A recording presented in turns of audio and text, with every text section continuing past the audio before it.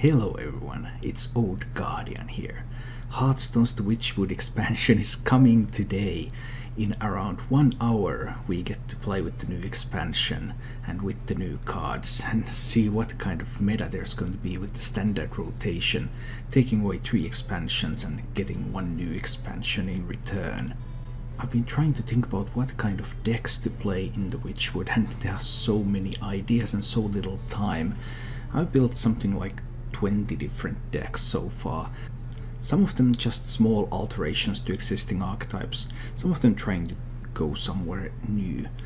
There is just so much to do and so little time. And of course, as all theorycrafted decks, once I have played with them for an hour, changes will be needed. That's just the nature of the game.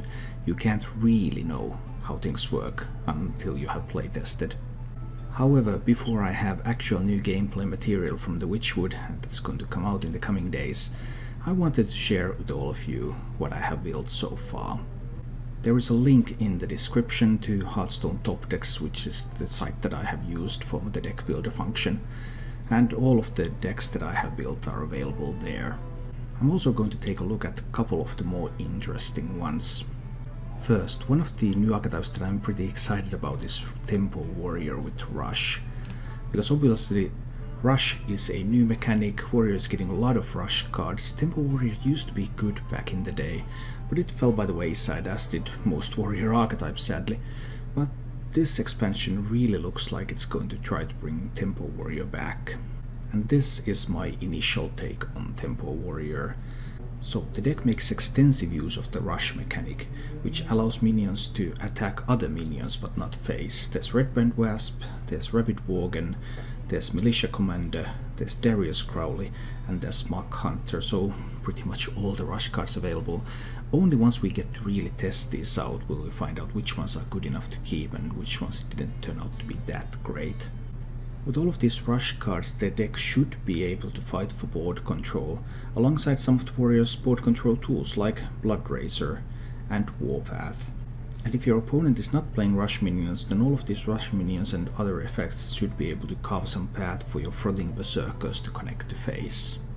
There are also a couple of silence minions in the deck, so that you can silence opponents' big taunts, like those pesky Void Lords, in order to hit more face.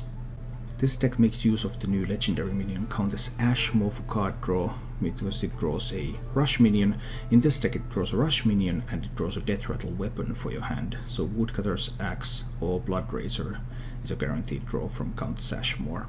Finally, the deck finally sees the return of Grommash Hellscream as a big finisher, which you can activate with one of your whirlwind effects, either the Bloodrazor or the Warpath, or by turning yourself into Scourgelord Garrosh, which can also help you clear the board from the opponent's side so that your minions can deal more damage. I'm not sure what the performance level of this archetype is going to be, but I really look forward to trying it out. Another deck that I would like to mention is the hype of the day, the Shudderwock OTK Shaman. The new Shaman legendary Shudderwock, with the spellcry to repeat all other battle cries from cards you played this game, has the potential to kill the opponent in a single turn. Setting this all up is not necessarily all that simple. Here are the instructions for the OTK combo setup. First, you need to play a Saronite Chain Gang, which gives Shudderwock the battle cry to make a copy of itself. Then you need to play a Life Drinker, which has a battle cry to deal damage to the opponent hero, so that you guarantee that the damage goes to a hero and not to any minion or to yourself. Then you need to have played both Murmuring Elemental and Grumble before you're ready to go. You can either play Murmuring Elemental and Grumble it back to your hand so that it costs 1, or you can play them on separate turns if you can use a Fireplume Harbinger to discount the Murmuring Elemental to 1 mana. You just really need to have a 1 mana Murmuring Elemental in your hand in addition to the Shudderwock. Next, you can use your 10 mana to play Murmuring Elemental and play Shudderwock. This will cause the Shudderwock battle cry to activate twice, which, even though the order of the battle cries cast by Shudderwock are random, will guarantee that you will get another Shudderwock back into your hand.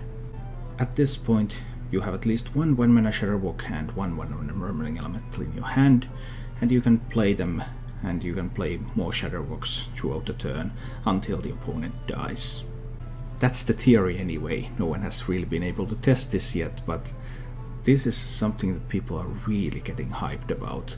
How to do one-turn kills with Shudderwock. The deck built to do this one-turn kill needs to be careful about the battlecry minions it uses, because if you for example use novice engineers, you might end up milling yourself to death while you're killing your opponent. So the deck runs the combo pieces, it runs removal, it runs card draw, and well, that's a combo deck for you. This deck has the potential to be meta-defining if it works. Lots of players have built various versions of this. But we'll see how it all ends up and whose version is going to be the best. Another deck that I'm a little bit excited about is Tess Tempo Rogue. Perhaps Tempo Rogue running Prince Kelazet can make a comeback. So you play this tempo game like you do with Tempo Rogue every time. But in addition there's also Tess Greymane, the new legendary in this deck, which has a battlecry to replay every card from another class that you have played during the game.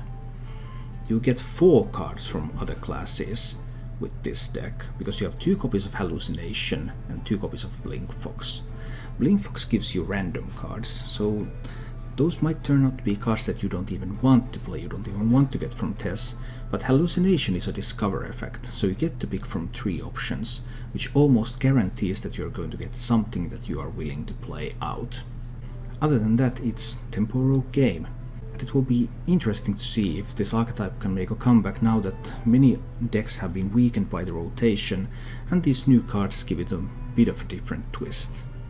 Yet another archetype that people are really expecting to work out is the Odd Face Hunter. What? Hunting face in 2018? Yeah, I believe so, Power of Baku the Moon Eater. Your hero power is going to deal 3 damage every time you use it. What the cost of that is you cannot play any even cards. So this deck has now been attempted to be built with only odd cost cards in it that deal as much damage to face as possible. We'll see how it works out. Face Hunter was sometimes a nasty deck in the past, but it has not been relevant for a long time. We'll see if Baku can change that or not. Finally, with Paladin losing so many Murlocs, maybe it's time for Murlocs to team up with Pirates and make a comeback as UK Paladin. The name UK Paladin comes from the initial version of this archetype several metagames ago, when players from the United Kingdom, especially Jambre, came up with this archetype. And this is my new take on it in the new meta, with the Nightmare Amalgam being both a Murloc and a Pirate, and receiving buffs from both. So for a take on an aggressive deck, maybe this will allow you to keep playing Murlocs even in a world without Grimscale's Chum and Vilefin Inquisitor. That's all for this video. There is a link to all of these decks and my other theory crafts in the description. I don't expect them to survive in exactly the form that they have been conceived so far, but if you're looking for a starting point to adventure into the Witchwood on the opening day, take a look and pick something you like. Thank you for watching. If you enjoyed the show, please click the like button and subscribe to my channel for more.